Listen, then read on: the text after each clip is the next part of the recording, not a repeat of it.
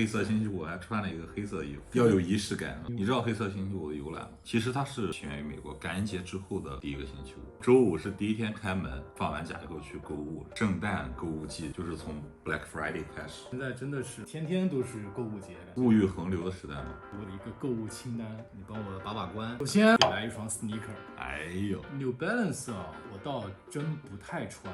我是很早看电视看到庾澄庆穿这个鞋，我印象中好像是某一年美国总统克林顿、奥巴马好像都是穿 New Balance， 他们宣传一个噱头就变成了总统的跑步鞋嘛。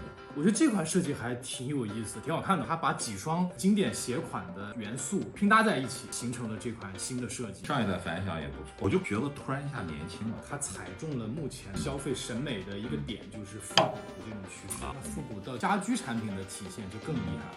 那这款灯 Verna Pantone 很经典的一款设计，最早它那个潘通椅史上第一把一次成型，对吧？一次成型。放到现在，其实你看整个的造型也是非常不过时的。而且关键是它在那个时候有一个很大的意义，就是把塑料运用到了商品和工业产品上面。接下来就是我一直想要入手的一把控温壶、手冲壶。我这个平常喜欢自己没事冲点小咖啡啊，手冲大师。其他不讲了，我觉得就光这款造型，我觉得太值得入手了。审美这个东西，有的时候就是个一见钟情啊。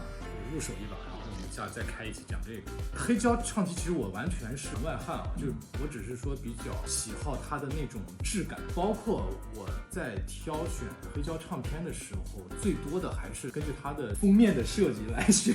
包括以前 CD 你记得无印良品挂墙 CD 机，就是你可以看到它在转。深泽直人。除了音乐之外，它会有一种行为上的东西也在吸引你，就是你会感觉时间在流逝，然后音乐在灌入你的脑子里面去。双十一啊，还有现在有各式各样的这种消费节日，整个是一个消费主义蓬勃发展的时代，消费主义比较爆炸的这样一个时代，我就觉得可能更多的我们要考虑一下回收环保的这样一个事情。就比如说衣服，我知道可能很多人他接受不了vintage的二手衣服，它其实也是一个生活方式的体系。古着店其实还挺流行的，它的魅力啊，我感觉它可能是那种比工业化、标准化生产下这些东西更让人有这种独一无二的体验感。刚才说到环保，在饮食方面其实也是，比如说我现在在家里边我弄了一个堆肥的东西，可以回收果皮、菜叶子，降解了之后你可以用在你家的花园里面，每年少扔掉几桶垃圾。在澳洲生活这么久，你发现这边特别讲究有机食品。你去超市去看 organic 比普通的东西都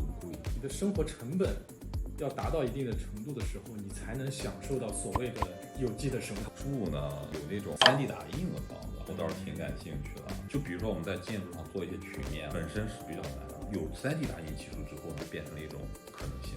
还有一种就是它做一种模块化的东西，你将来买个房子可能就会像你家的那种平板包装一样。其实现在也有了，只是说没有说那么广泛。型方面呢，就是我电动车嘛，特斯拉嘛，高位都摆好了。型方面，我想到的不是车，我可能想要一艘帆船。离普通人的生活太远了。对，所以就畅想一下嘛。我又没有说黑五就要去买帆船，现实版的就买了卡雅克。我就觉得帆船代表了一种冒险精神，这个航海时代把这个世界联系起来了。当你的生活开始看上去平稳，然后走向一定模式之后，你需要在某一些地方去找回你这个冒险精神。你坐在家里面，一部手机，想要什么都可以从这部手机上获得。整个人的生活变得异常的便利以后，你为什么还要去冒险？现在反而就是开始，你知道现在特别流行露营文化，大家也开始享受说我可以完全远离手机的状态。房车公园就在澳洲这块非常发达，大家看很多电影里面就说什么房车环澳、环美这种旅行，就代表一种自由冒险精神的这种东西。说回到刚才讲那个可持续，很多的当代艺术家他们也在试图看到这些问题，从安迪沃霍开始，可能在他那个时代，就是这种所谓的环保或者是可持续这个问题没有显现出来。